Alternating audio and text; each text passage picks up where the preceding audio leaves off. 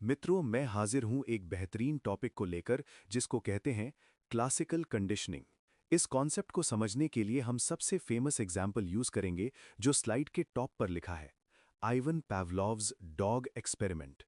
ये experiment Ivan Pavlov ने किया था और ये लर्निंग थ्योरीज का बेस माना जाता है। चलिए इसे लाइन बाय लाइन समझते हैं। सबसे पहली लाइन देखिए, लर्निंग थ्रू एसोसिएशन। इसका मतलब क्या है? सिंपल शब्दों में जब हमारा दिमाग दो अलग अलग चीजों को एक साथ जोड़ लेता है, लिंक कर लेता है, तो हम सीखते हैं। जैसे अगर आपको डॉक्टर और इंजेक्शन दोनों एक साथ बार बार दिखाया जाए, तो आप डॉक्टर को देखते ही डर जाएंगे क्योंकि आपने दोनों को एसोसिएट कर लिया है। पावलोव ने यही चीज अपने डॉग के साथ टेस्ट किया। अब एक्सपेरिमेंट को समझते हैं।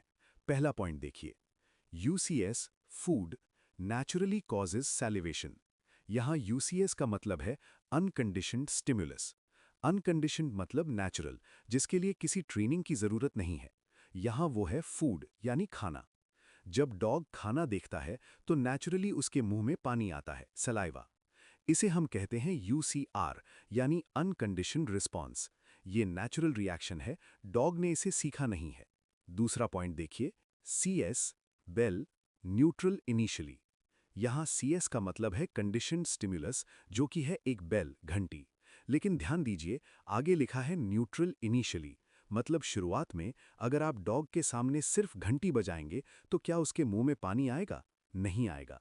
डॉग उसे इग्नोर कर देगा। इसलिए शुरू में ये न्यूट्रल है। अब आता है एक्सपेरिमेंट का मेन पार्ट। स्लाइड कहती है, when paired repeatedly the dog learns to associate the bell with food.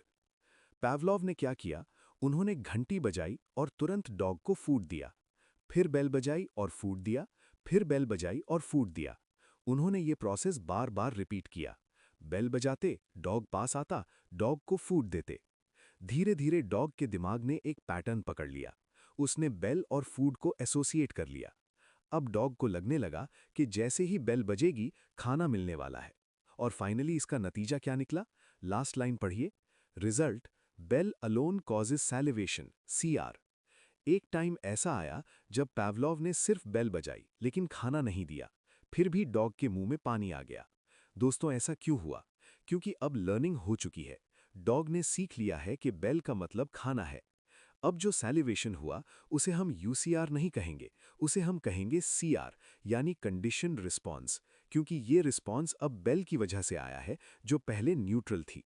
दोस्तों, ऐसे ही मैं कॉन्सेप्ट्स को चुटकियों में आसान बनाता हूं आपके लिए।